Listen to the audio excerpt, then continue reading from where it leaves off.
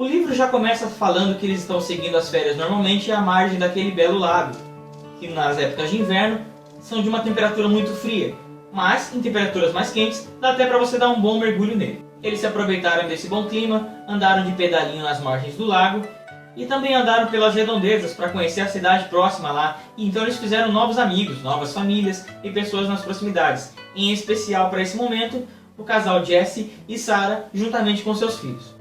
Ao entardecer, eles pegam o teleférico para ir até o topo da montanha, onde tem um local que eles decidem acampar por lá. Ele, sentado ali em volta da fogueira, começa a falar de sua esposa Nan, que ela era enfermeira no hospital, que ela cuidava das pessoas que estavam próximas à morte e as fazia lembrar do que é o relacionamento com Deus.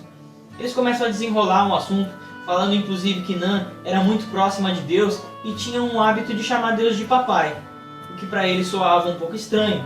Ele acreditava que essa facilidade de chamar Deus de papai era comum devido ao fato dela ter se dado bem com seu pai durante sua infância, enquanto que para ele era um ato até infantil, porque ele foi maltratado pelo seu pai e bebeu até a morte. Após essa conversa, que para o Mac foi um pouco constrangedora por estar se abrindo com pessoas praticamente estranhas, chegou a hora de dormir, as crianças vieram de longe e adentraram o trailer fazendo aquela algazarra habitual de todo jovem. Então, eles colocaram ordem na algazarra, mandaram todos eles irem dormir. Inclusive Mac foi o último a se deitar. Ele fez sua oração de agradecimento a Deus, mas ele não sabia que a sua oração de agradecimento estava prestes a ser totalmente modificada nas próximas 24 horas. Logo pela manhã, Mac se prontificou a fazer o café da manhã, que foi arruinado devido ao fato dele ter sofrido uma queimadura e ter derramado tudo. Ele teve que improvisar um novo café, mas ele serviu a todos com aquele leve improviso.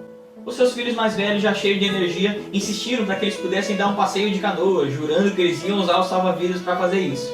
Enquanto isso, a sua pequena filha Missy estava de longe colorindo seu livro de pintura e o pai coruja a admirava de longe. Depois de muita insistência, Mac deixou que eles dessem aquele passeio de canoa. Os minutos foram se passando e até então parecia que estava tudo bem. Ele viu sua filha Kate acenando de longe, ele a observou, deu um pequeno tchauzinho também. Mas eles se desequilibraram e a canoa acabou virando na água. Mac, ao ver aquela cena, correu diretamente para o lago para saber se algo havia acontecido. Sua filha Kate logo emergiu porque ela estava usando um salva-vidas, mas seu filho Josh havia desaparecido debaixo da água.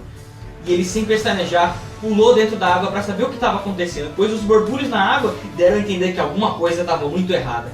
Ele pulou na água se lembrando que durante a sua adolescência ele foi um mergulhador.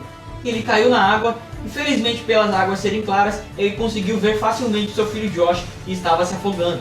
Ele mergulhou e viu que o cordão do colete salva-vidas havia ficado presa na canoa que estava virada. Ele tentou guiar o seu filho para dentro daquele bolsão de água que geralmente fica embaixo da canoa quando ela vira. Mas seu filho Josh estava tão apavorado, tão assustado, que ele não conseguia seguir o pai. Ele somente se debatia.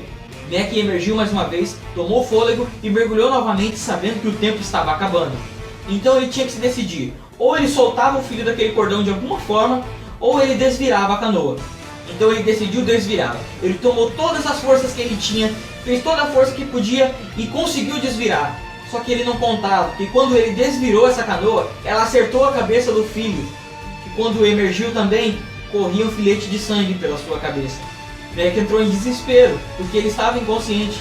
Então ele levou o filho inconsciente para a margem do lago, juntamente com sua filha Kate, que chorava muito. Ao levar o filho para a margem do lago, Mac fez uma respiração boca a boca em seu filho da forma que ele sabia, afinal ele não era como sua esposa Nan. Mas, para o alívio de todos, o seu filho levantou, tossindo muito, vomitou inclusive o café da manhã, mas estava tudo bem. Pelo menos, até aquele instante. E assim se encerrou mais um capítulo do livro A Cabana. A história começa a esquentar por aqui e muitas coisas terríveis começam a acontecer a partir de então. O capítulo 4 do livro A Cabana é A Grande Tristeza, a história principal desse livro. Fiquem ligados e assistam a continuação dele.